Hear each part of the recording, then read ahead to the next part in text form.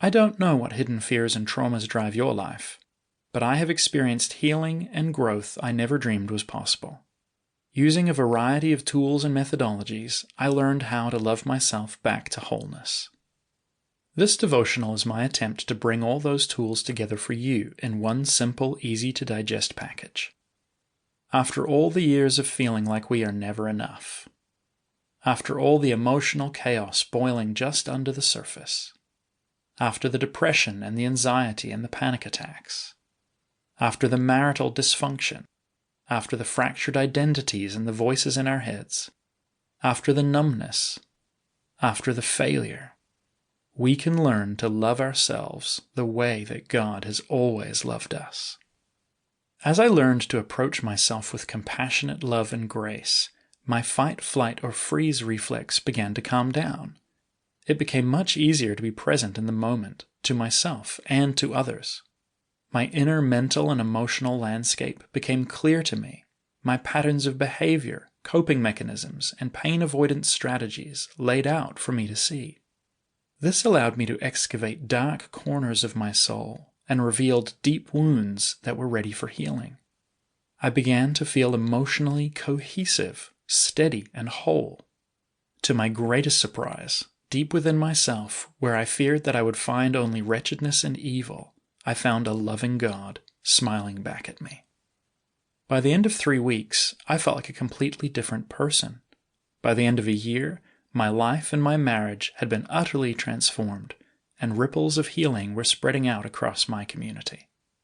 The devotional you are reading is a synthesis of a number of distinct Christian inner healing modalities, clinical psychology practices, and various other forms of wellness and care. I begin by teaching you some simple breathing exercises to relax your body and mind. Next, I show you how to sense your own inner emotional and thought life, as well as how to sense the presence of God in a way that feels uniquely safe to you. You'll then use those practices yourself to gently explore your psychology and allow gracious love to meet every broken fragment of yourself and welcome it home. I have spent some years practicing each of these tools, though I am not necessarily an expert in any one of them. At the end of this devotional, I suggest some further resources so you can explore any of these subjects in greater depth. This should not be considered an exhaustive healing or counseling resource, but a starting point for a holistic healing journey that integrates your mind, body, soul, and spirit, just as God always intended. It is made up of 30 daily readings, each one consisting of a story or reflection, followed by a guided prayer meditation. You need to read the story to understand the context for the meditation. You need to do the meditation in order to actually experience and embody any change or growth in your life.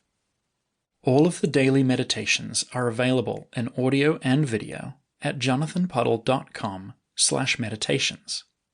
There's also an official Spotify playlist with songs for each day. On average, you'll need to set aside 10 minutes for the reading and another 5 to 10 minutes for the meditation, though I will frequently encourage you to take as long as you need. Quotation: "The work of paying compassionate attention is, in a sense, learning to steward for ourselves what God already believes about us, that we're valuable and loved. In a way, this work is about giving ourselves permission to receive the love that is available to us. It's less about arriving and more about paying attention to ourselves in the compassionate way we've always deserved." Andy Kolber, Try Softer. End quotation.